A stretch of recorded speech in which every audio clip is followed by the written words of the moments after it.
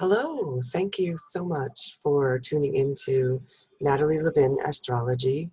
Today is April 21st, 2020, and I am wanting to tell you that Pluto, which is the god of death and destruction and rebirth, is nearing. On April 25th, he will appear to have stopped completely in the sky. It's called a station. Planets appear to go retrograde. It's an optical illusion, but you might have heard of Mercury retrograde. And when a planet appears to go retrograde, I won't get into the physics of why it appears to go backwards. We feel it very much on planet Earth. So Pluto, which is the slowest moving planet in our solar system, takes about 250 years to circle the sun, is slowing down right now. And it's really slow and ponderous. He's stopping on April 25th and then will appear to go backwards in the sky. And for us, what this means is when a planet stations, we feel the energy of it even more intensely. This is really, I feel like it's a really big deal because the nature of Pluto is it feels incredibly heavy, and the incredible energy of this is never going to end. Will this ever end? That's a nature of this particular planet.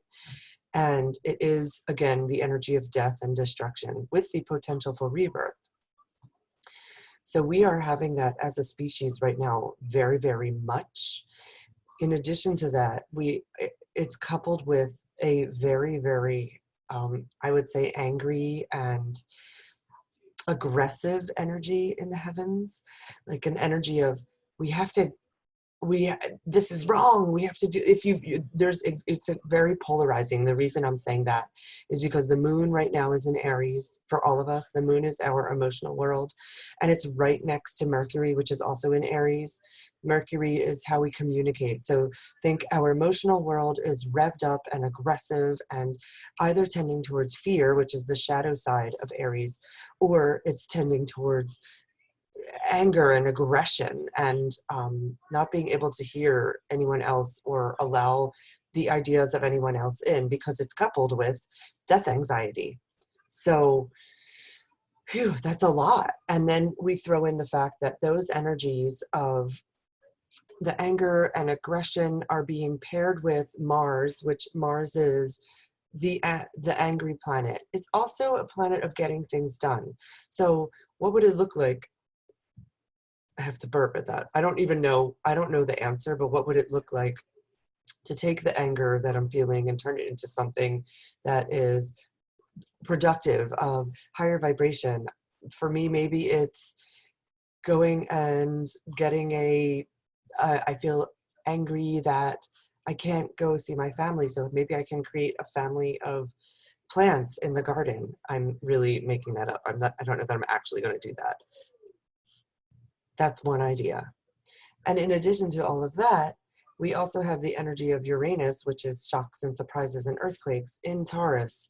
And it's the sun, which is our collective, who we are. How are we? Like how our isness, the sun is in Taurus right now. So we're getting this, I would say, to expect even more shocks and surprises, earthquakes. It's really an intense time to be a human right now, you guys. It's asking us, we are being asked to shed and delete what has not worked before and to grow something new. And that is a slow and sometimes dramatic process. I mean, we're in the drama right now. The drama is really up, in my opinion. But we can throw in this, there's something lovely that is happening that I feel is really beautiful. Venus, which is the goddess of love and beauty and also what we value, so we can call that money in this society. Venus is in Gemini. So she's feeling like she wants to communicate, she wants to chat, she wants to reach out. We might feel more apt to reach out to people we care for.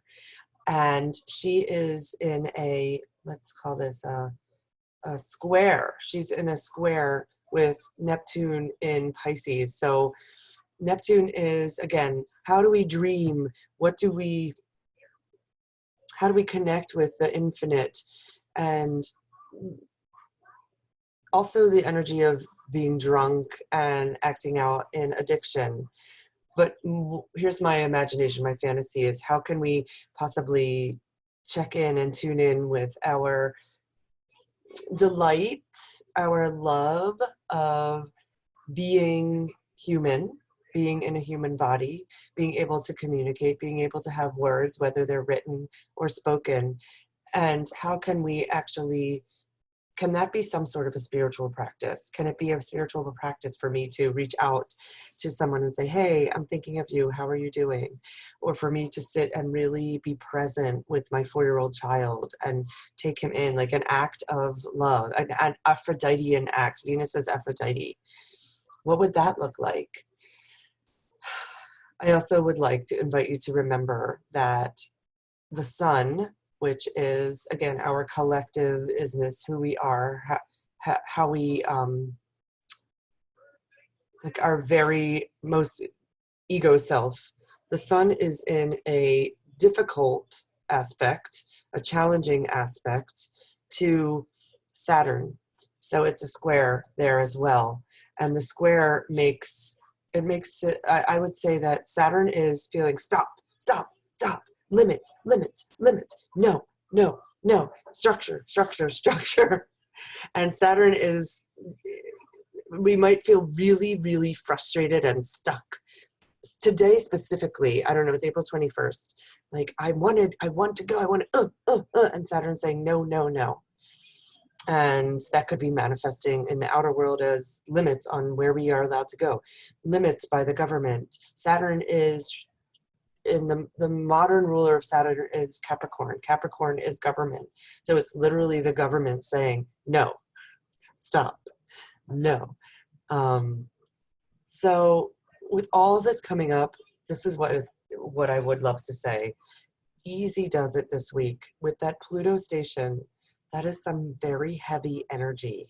If you are struggling and you feel like you can't reach out, I invite you to remember that the planets are always moving and that this too shall pass. It might feel like it won't, but it will. I'm saying that as much for myself as for you. And I invite you to be super duper gentle with yourself, because there's also an energy of overdoing in general, because Jupiter is quite aspecting and quite alive next to Pluto. So Jupiter is the biggest planet in our solar system. 1,000 planet Earths could fit into Jupiter. And with that energy, it's making the death anxiety, the fear of death, the, oh my goodness, everyone's dying energy even bigger. And again, I would love to remind you that we are spiritual beings. We are spirits having a physical experience. This is simply a little blip on the infinite timeline of our lives. If you feel like you're interested in knowing more about your personal chart and how these energies are affecting you, because what I just told you was a reading was an experience for all of us as a species, I invite you to reach out to me, and I would be happy to look at your chart and to have a conversation about it with you. And if money is a challenge for you right now, please let me know and we can work something out. I'm happy to work on a sliding scale.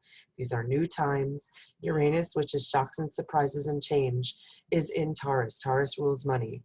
So it's all new. It's all new. I'm thinking of you. I'm so grateful you chose to incarnate with me. And I hope you really take amazing care of your beautiful, precious self. Please feel free to like and subscribe and share if you're so moved.